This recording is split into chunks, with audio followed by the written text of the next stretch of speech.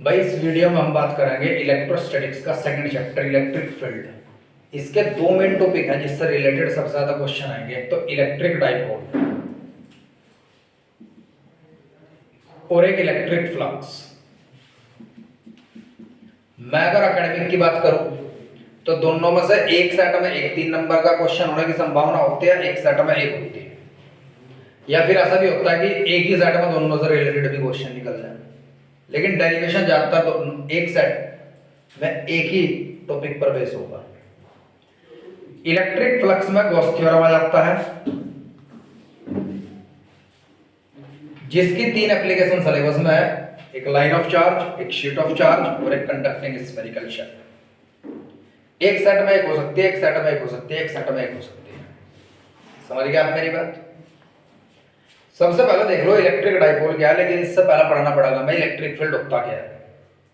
अगर एक charge particle है Q, इसके चारों तरफ एक रीजन होगा, जिस रीजन के अंदर एक charge particle like charge particle को रेपल कर सकता है, उस कंप्लीट क्षेत्र को आप क्या कहेंगे? इलेक्ट्रिक फील्ड कहेंगे। इलेक्ट्रिक फील्ड को ही इलेक्ट्रिक फील्ड इंटेंसिटी कहा जाता है जब आप उसे पर्टिकुलर पॉइंट के लिए प्रोनाउंस करते हैं। तो मैंने मान लिया इस चार्ज से कुछ दूरी पर एक बहुत छोटा चार्ज रखा है, इस चार्ज को कहेंगे टेस्ट चार्ज। मुझे कैलकुलेट करना है इसने इस पॉइंट पर कितना इलेक्ट्रिक फील्ड जनरेट किया है।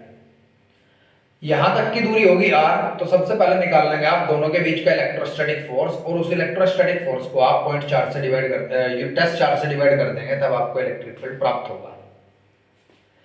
फोर्स की वैल्यू होती है 1/4 पाई epsilon not Q into Q not upon R square, और Q नॉट से आप इसे डिवाइड कर देंगे। इलेक्ट्रिक फील्ड इंटेंसिटी हो गया 1/4 पाई epsilon not Q upon R square.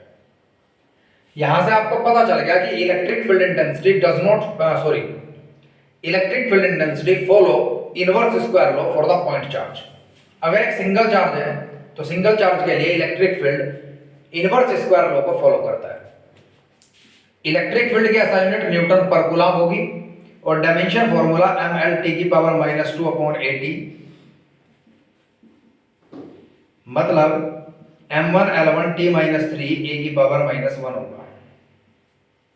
Concept clear? लेकिन electric field intensity test charge पर डिपेंड नहीं करेगी। Electric field intensity does not depend on test charge because the electric field of point charge is very large as compare to the electric field of test charge, that's why we ignore it. समझ गए मेरी बात? कोई दिक्कत याद है? पक्का समझ आ गया? ठीक है, अब जरा ध्यान देंगे यहां इलेक्ट्रिक फील्ड ऐसे इस तरीके से क्वेश्चन आएंगे कि इलेक्ट्रिक फील्ड इंटेंसिटी क्या टेस्ट चार्ज पर डिपेंड करता है? क्या electric field intensity inverse square law को फॉलो करता है किसी पॉइंट चार्ज के लिए? समझ गए आप मेरी बात? और इलेक्ट्रिक फील्ड की डायरेक्शन हमेशा इलेक्ट्रोस्टैटिक फोर्स की डायरेक्शन में होती है, ये भी बात आप याद रखेंगे। समझ आ गया? Electric field lines imaginary lines होती है इलेक्ट्रिक फील्ड के अंदर, जो स्ट्रेट और कर्व दोनों हो सकती हैं, जो जनरेट होती हैं पॉजिटिव चार्ज से और टर्मिनेट होती हैं नेगेटिव चार्ज के अंदर।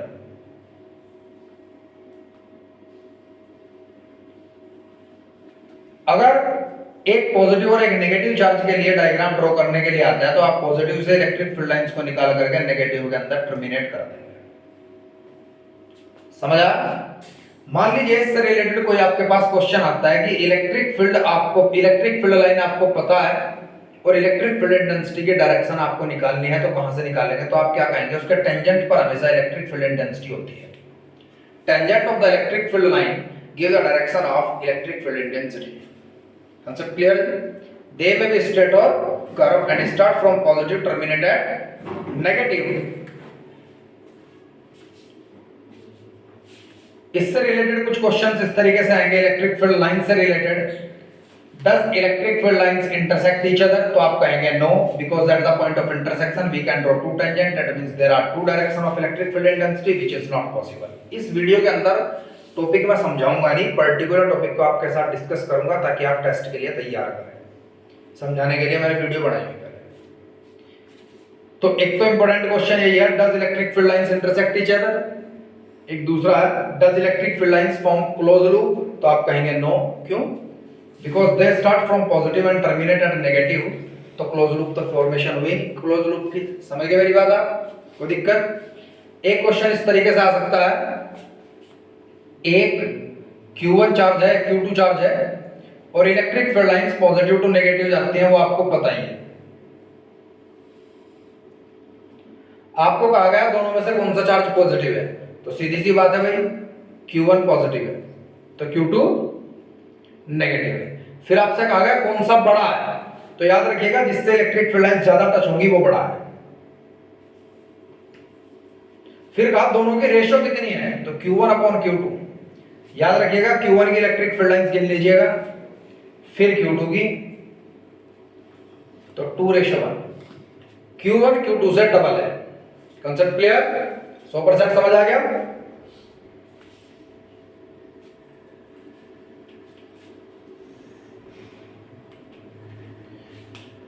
कभी भी इलेक्ट्रिक फील्ड लाइंस को आप ब्रेक नहीं कर सकते क्योंकि वो क्या होती है, कॉन्टिन्यूअस इन नेचर। समझ आ गया? ये भी क्वेश्चन इंपॉर्टेंट है, can we break the electric field lines, आप लिखेंगे no because these are continuous in nature. इसके बाद ध्यान दीजिएगा इलेक्ट्रिक डाइपोल। वैसे तो इलेक्ट्रिक डाइपोल एक अरेंजमेंट होता है दो चार्जेस का, point charges separated with very small distance. Electric dipoles दो तरह के हैं, नॉन पोलर एक पोलर। हमारे सिलेबस में सीबीएसई में सिर्फ पोलर है, आईएससी बोर्ड में, ठीक है जी।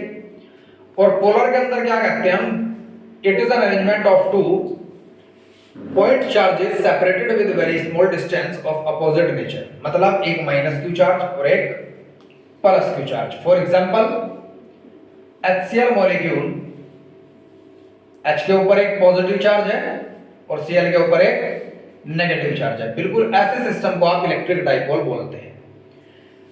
इसकी बॉन्ड लेंथ के सेंटर को हम सिंपलिसिटी के लिए O या ओरिजिन मान लेते हैं और इस डिस्टेंस को A और इस डिस्टेंस को भी A कंसीडर कर लेते हैं। इलेक्ट्रिक डाइपोल के ऊपर नेट चार्ज 0 होता है।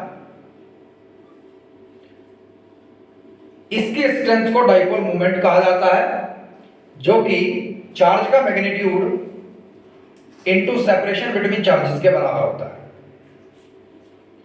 डाइपोल मोमेंट के SI unit coulomb into metre होती है और ATL is the dimension formula of electric dipole moment. Electric dipole moment की जो डायरेक्शन होती है वो -q2 + q होती है। समझ आ गया? Dipole moment give the information about the strength of the electric dipole and its direction is -q2 + q। Net charge on electric dipole is 0। SI unit is coulomb metre of dipole moment and dimension formula is ATL। यहां से related कुछ ना कुछ question आपको मिल सकता है board exam में और हाफ ईयरली एग्जाम्स में। यहां तक किसी बच्चे कुछ पूछना भाई? कोई दिक्कत? ठीक है। अब इलेक्ट्रिक डाइपोल के कारण electric field intensity find out करने के लिए आ सकती है किसी P पॉइंट पर, हेक्सियल लाइन या इक्वेटोरियल लाइन पर। ज्यादा इंपॉर्टेंट इक्वेटोरियल लाइन है, इक्वेटोरियल लाइन पर ज्यादा टीचर्स देते हैं क्वेश्चन। कैलकुलेट कैसा करना है जरा ध्यान दीजिएगा। Electric field intensity due to an electric dipole on axial line. एक -q चार्ज -x एक्सिस पर मान लिया, सेंटर O मान लिया, और +q चार्ज +x एक्सिस पर मान लिया और एक लाइन ड्रॉ कर ली डॉटेड। जो डॉटेड लाइन ड्रॉ करी उस पर एक P पॉइंट मान लेना है जी आपको, सेंटर ओरिजिन से x दूरी पर। समझे आप? और इस P पॉइंट पर +1 कूलम चार्ज रख लेना, +1 coulomb charge.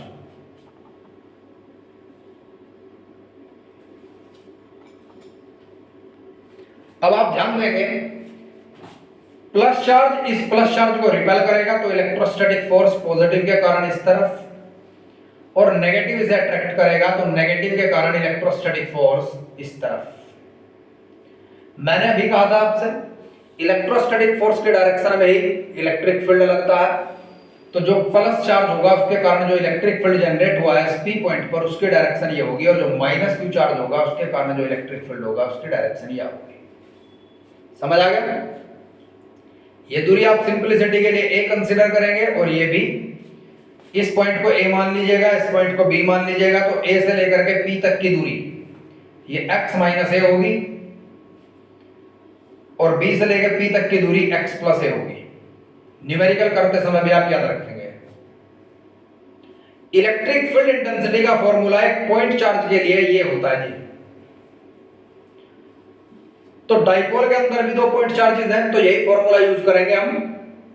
Plus Q charge के कारण कितना हो जाएगा 1/4 पाई एप्सिलॉन नॉट को k लिखा q upon x minus a का होल स्क्वायर, और माइनस क्यू चार्ज के कारण कितना होगा k q upon x plus a का whole square.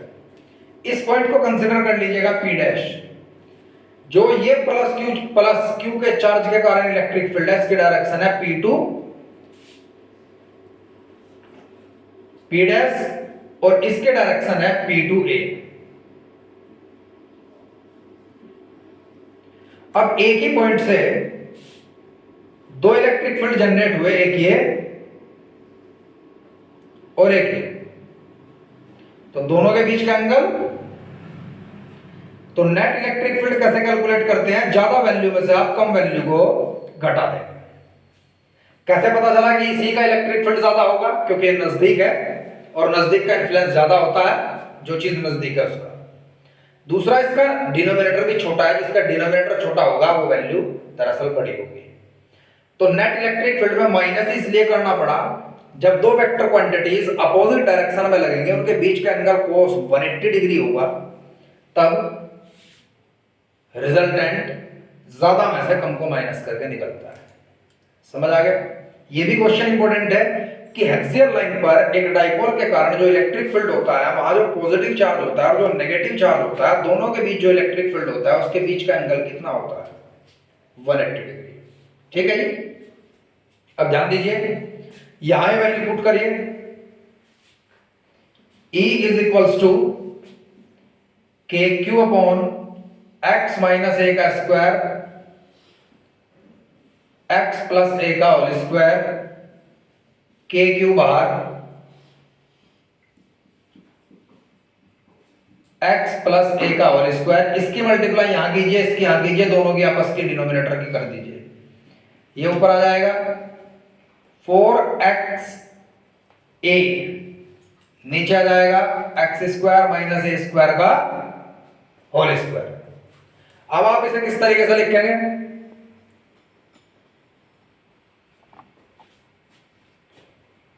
E is equals to k q into 2x into 2a upon x square minus a square. ये होगा dipole moment.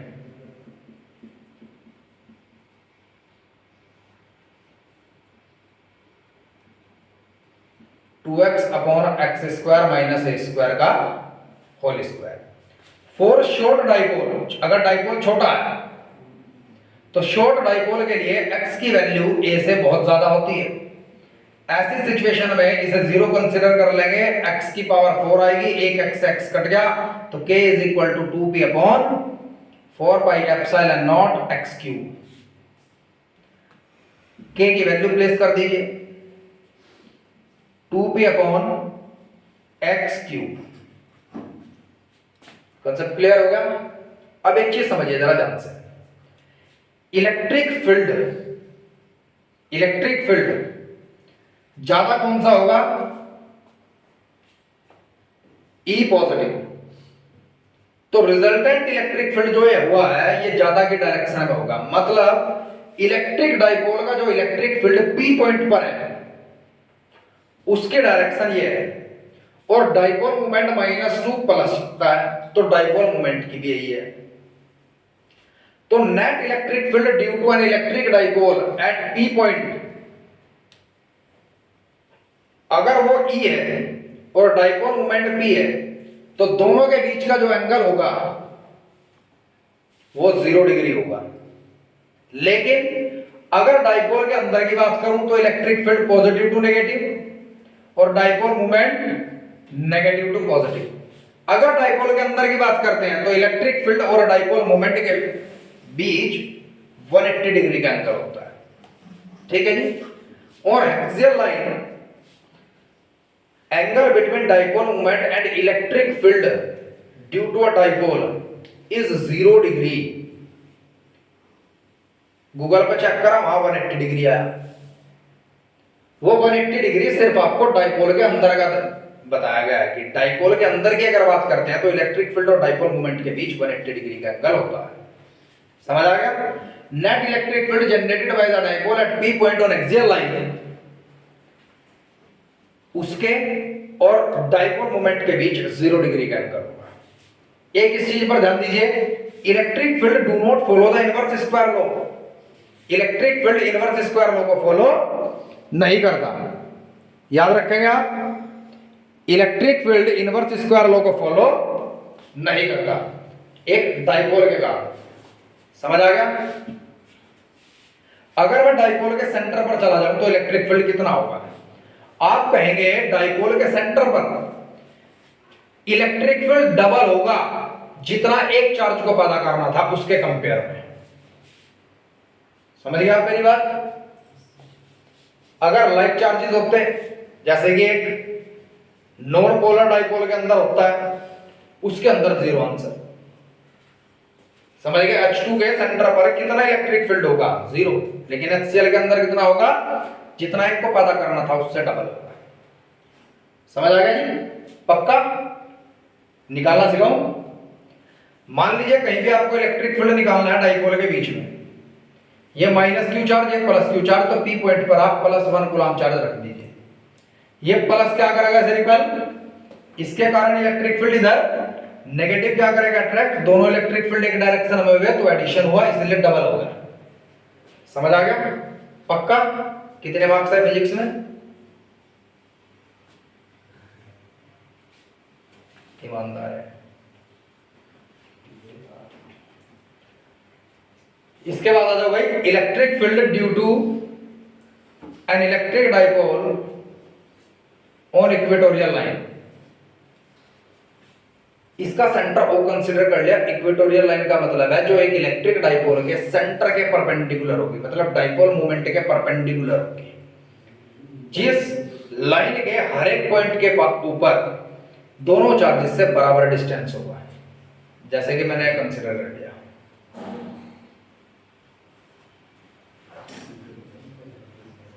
भाई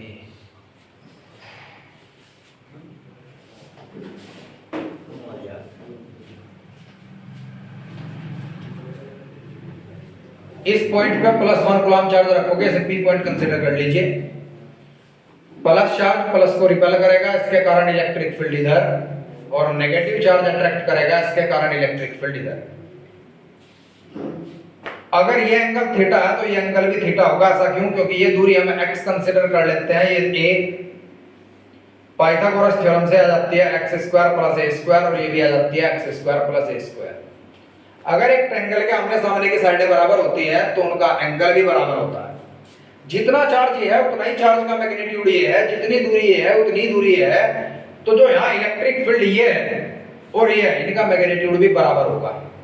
तो रिजल्टेंट इलेक्ट्रिक फील्ड इधर लगेगा, और जितना एंगल ये होगा उतना ही एंगल ये बनेगा। ये एंगल थीटा इसलिए है क्योंकि ये लाइन इस लाइन के पैरेलल है और अल्टरनेट एंगल बराबर होते हैं। कांसेप्ट क्लियर हो गया? हो गया क्लियर? ठीक है।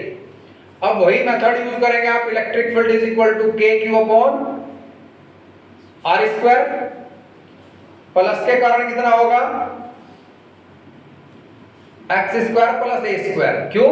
क्योंकि r is equal to √x² + a² है, तो अगर r का स्क्वायर करते हैं तो x² + a² आएगा, और r² की मुझे वैल्यू की नीड है तो मैंने ये वैल्यू रख दी। इसके डायरेक्शन क्या है? p' मान लीजिएगा, p2 p' along p2 p' minus q के कारण भी सेम आया।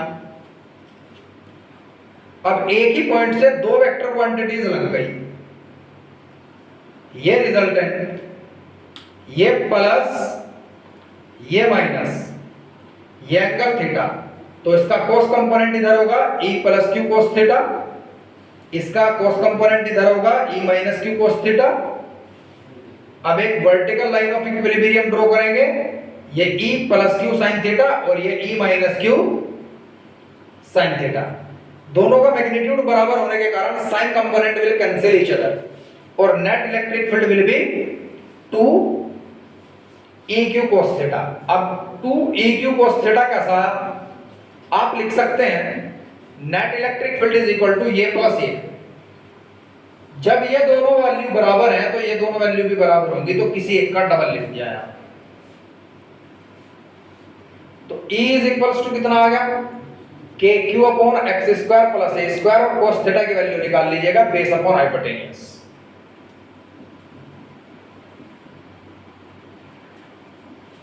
इसे इस तरीके से अरेंज कर लीजिए, x square plus a square की पावर 3/2, और ये होगा डाइपोल मोमेंट।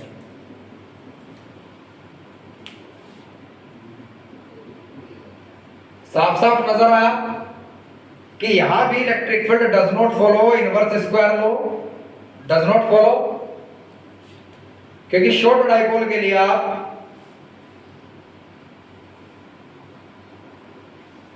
क्या लिखेंगे, शॉर्ट डाइपोल के लिए x is very greater than a, तो नेगलेक्ट ए स्क्वायर, स्क्वायर से स्क्वायर कटेगा, यहां क्यूब रहेगा, तो ये आंसर। एक चीज नोटिस कीजिएगा, एक्सियल लाइन पर इलेक्ट्रिक फील्ड इक्वेटोरियल के मुकाबले डबल होता है, तो ये चीज हमेशा याद रखेंगे आप। At axial line electric field is double as compare to the equatorial line. MCQ में एक ऑप्शन हो भी सकता है क्वेश्चन, ठीक है जी, ऐसा कोई क्वेश्चन आ सकता है, याद रखोगे।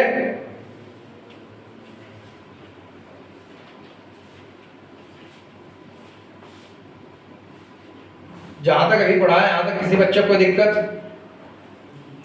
एक सवाल आया कि दो point charges plus minus 2 nano coulomb के सेपरेटेड है एक दूसरे से 10 माइक्रोमीटर पर, तो डाइपोल मोमेंट ज्ञात कीजिए। तो इसका मतलब है एक माइनस क्यू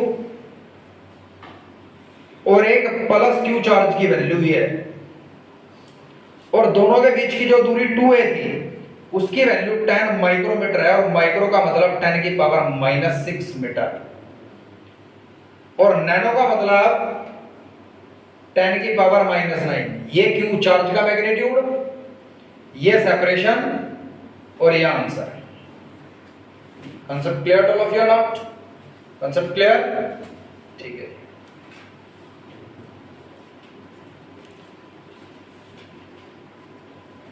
अब बात करते हैं जी क्या,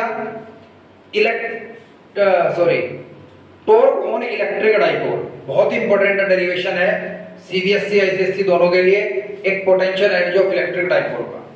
टॉर्क देखिएगा क्या है, मान लीजिए मेरा मार्कर एक इलेक्ट्रिक डाइपोल है और किसी electric field, uniform electric field जो कि 2 डायमेंशन यूनिफॉर्म इलेक्ट्रिक फील्ड है, उसके अंदर गिरता है, और गिरने के बाद इसके प्लस चार्ज के ऊपर इलेक्ट्रिक फील्ड अलग तरीके से फोर्स लगाता है, और नेगेटिव चार्ज के ऊपर अलग तरीके से, दोनों के ऊपर डायरेक्शन अपोजिट होगी। एक फोर्स यहां लगा, एक यहां लगा, और ये घूमने लग गया, तो this couple of force which is used to rotate a body along axis of rotation set to be the torque. We have to calculate the value of this torque. तो किस तरीके से कैलकुलेट करेंगे, मैंने मान लिया एक इलेक्ट्रिक डाइपोल है जिसका ये पॉजिटिव चार्ज है और ये नेगेटिव। दिमाग लगाओ, जो एक्सटर्नल इलेक्ट्रिक फील्ड जनरेट हुआ है वो किसी पॉजिटिव चार्ज से इलेक्ट्रिक फील्ड लाइंस निकली होंगी और किसी नेगेटिव चार्ज में गई होंगी। ये पॉजिटिव चार्ज इस नेगेटिव को अपनी तरफ अट्रैक्ट करेगा, और ये नेगेटिव चार्ज इस पॉजिटिव को अपनी तरफ अट्रैक्ट करेगा, और डाइपोल यहां घूमना स्टार्ट कर देगा। ये 2a दूरी है, डाइपोल मोमेंट चलता है -q टू +q, तो डाइपोल मोमेंट की डायरेक्शन ये रही, इलेक्ट्रिक फील्ड की ये रही, दोनों के बीच का एंगल थीटा, तो इस एंगल को थीटा कंसीडर कर लिया। टॉर्क का फॉर्मूला होता है force into arm of couple, arm of couples. Arm of couples का मतलब है जो कपल ऑफ फोर्स, एक तो यहां इस पॉइंट पर लगा और एक इस पॉइंट पर लगा, तो मतलब ये पूरा फोर्स यहां तक होगा, मतलब शॉर्टर डिस्टेंस इस फोर्स और इस फोर्स के बीच का, वो ये कंसीडर किया जाएगा।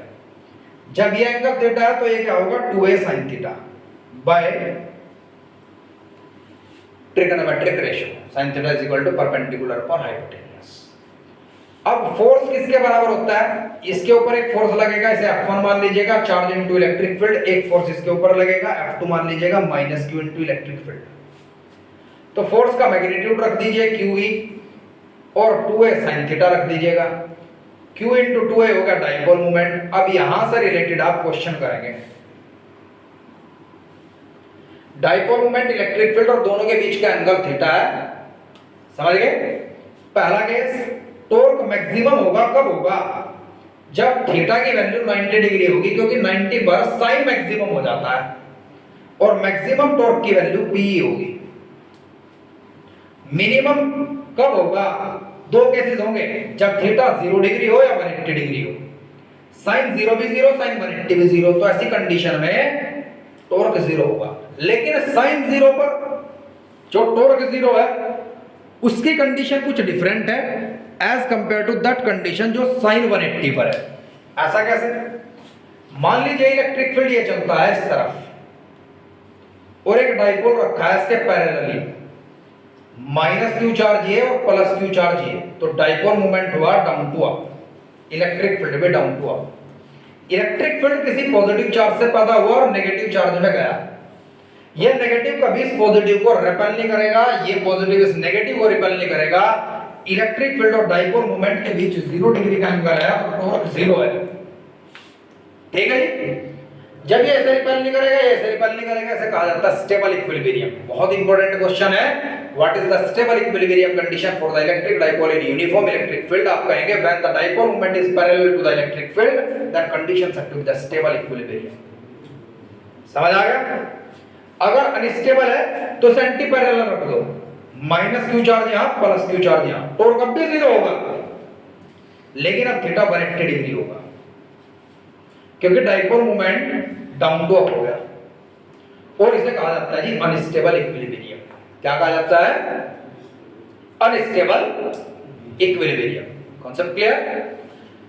अब इसी से रिलेटेड कुछ क्वेश्चन आएंगे पोटेंशियल एनर्जी पर, पोटेंशियल एनर्जी ऑफ डाइपोल।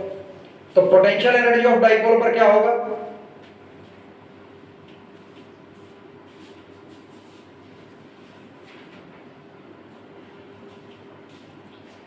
एक डाइपोल कंसीडर कर लिया मार्कर और किसी इलेक्ट्रिक फील्ड के अंदर ये डाल दिया, किसी थीटा एंगल पर गिरा है, थीटा पर। मुझे कैलकुलेट करनी है इसकी पोटेंशियल एनर्जी। पोटेंशियल एनर्जी कितनी एनर्जी इसके अंदर स्टोर होगी किसी पर्टिकुलर एंगल पर, तो उस एंगल तक रोटेट करने में जो वर्क हुआ वही उसकी पोटेंशियल एनर्जी होगी। तो मैंने मान लिया इसे डी थीटा एंगल रोटेट करके देख लिया, इतना यहां तक रोटेट करने में वर्क होगा rotational force into rotational displacement. मैंने मान लिया डी थीटा एंगल रोटेट हुआ है, यहां से यहां तक का एंगल डी थीटा। टॉर्क की वैल्यू आपने अभी कैलकुलेट की है पी sin थीटा। अब टोटल वर्क के लिए आप इसे इंटीग्रेट करेंगे 0 से w तक, और पीई कांस्टेंट है, इसे आप रोटेट करेंगे थीटा 1 से थीटा 2 तक, क्योंकि थीटा 1 पर यह गिरा था और आपको ये रोटेट करना थीटा 2 एंगल तक। कहां तक?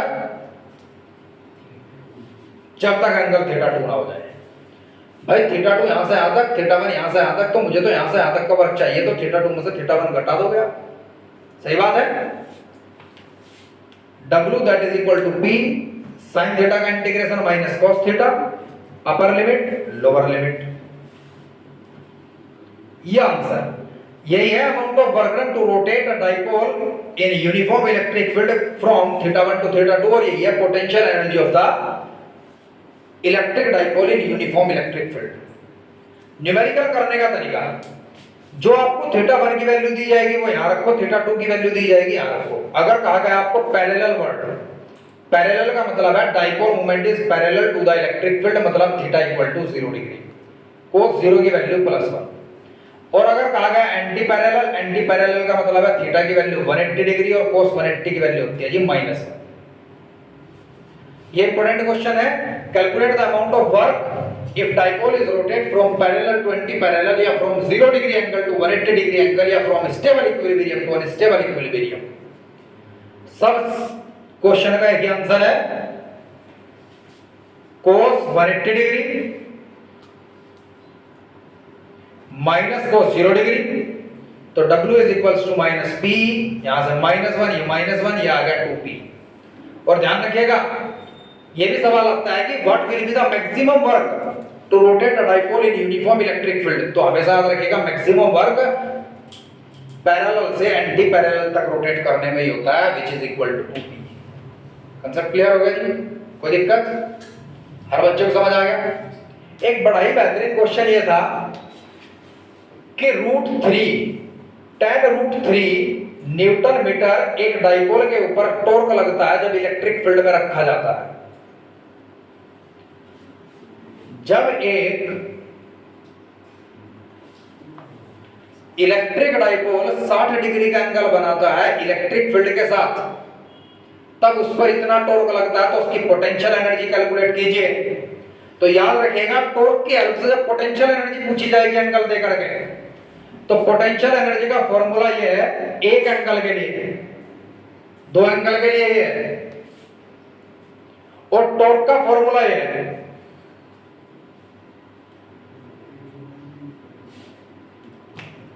ठीक है जी, 100% समझ आ गया। 60 डिग्री के एंगल पर टॉर्क की वैल्यू दे दी गई ये, तो torque is equal to PE sine 60, तो tan√3 पीई साइन 60 √3/2, इससे कट गया, तो पीई की वैल्यू आ गई 20 newton metre. Put this value here -20 और cos 60 की वैल्यू है माइनस इतने जूल। आंसर समझ आ गया। तो इस तरीके से सारे क्वेश्चन आप अटेम्प्ट करेंगे। आर्यन का जिसके पास सैंपल पेपर है उससे कर लो, वो सवाल का उससे कर लो, डीसी पांडे तो बेस्ट है, उसके सारे इंटरनल एक्सरसाइज कर लो, सारे इंटरनल एग्जांपल्स कर लो। बोर्ड एग्जाम में उससे बाहर कुछ नहीं आता कभी भी। Exercise A B C dipole तक सारा कर लो। ठीक है जी। अभी मैं आगे गोस थ्योरम वगैरह पढ़ा दूं सारा इसी वीडियो में। क्या टाइम हो गया?